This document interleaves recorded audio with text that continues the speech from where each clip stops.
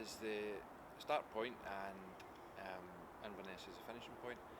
It's approximately there's two route planners. One says 79 miles, one says 75.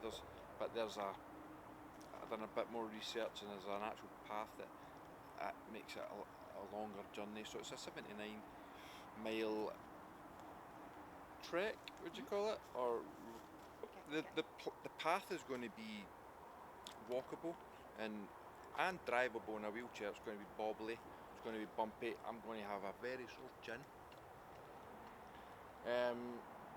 And at 25 miles a stretch each day, it's going to be like this chair, all terrain, that's great, but there's still bumps, so like stones and just little cambers, things like that, they're all going to make a huge difference to the start and the end of each day.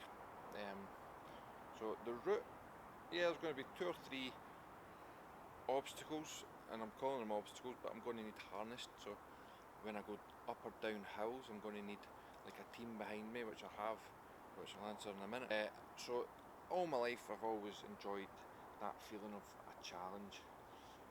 So that's self-explanatory. Some people like a challenge. I think all people should, not all people, but there's something in all people that a receptor, that when you're doing a challenge, that you get something from it, whether it's just fresh air and meeting new people, it doesn't matter. But and in terms of I want to struggle, well, there's moment to moment in this tetraplegia lifestyle. That's all I do, is struggle. It's not a sad story. It's actually, I could go a lot sadder, but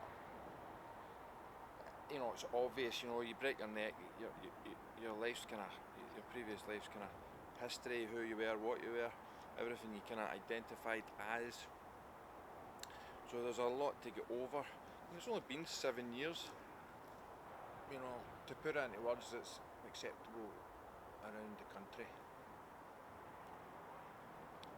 Most days I don't want to be here. Most minutes I don't want to be here. I don't want to be sitting here. No offence to you guys, I just don't want to be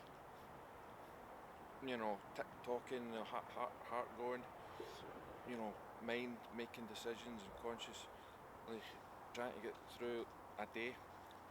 And then some minutes of the day I do, some moments of the day, some phases, but there's it's always flipped instantly with the reality of you're forever paralysed. You've been in pain since the moment you broke your neck and landed on the ground to the second I'm speaking to you now. So the same pain and it intensifies when I'm doing things like this, questions and talking about history and past, but it also gives me a little bit of a buzz thinking about my old life. So to put it in one sentence, hopefully, I want to struggle, because if I don't, I want to die.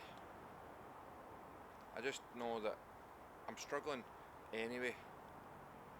Why not do the things that I loved, like mountains, like a challenge,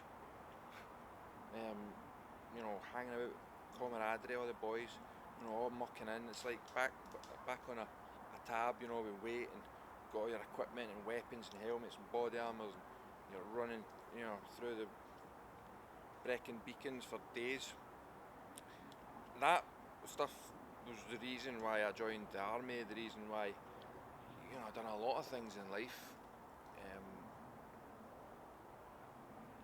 If I don't struggle, then I'll be halfway through the challenge thinking, what's the next challenge?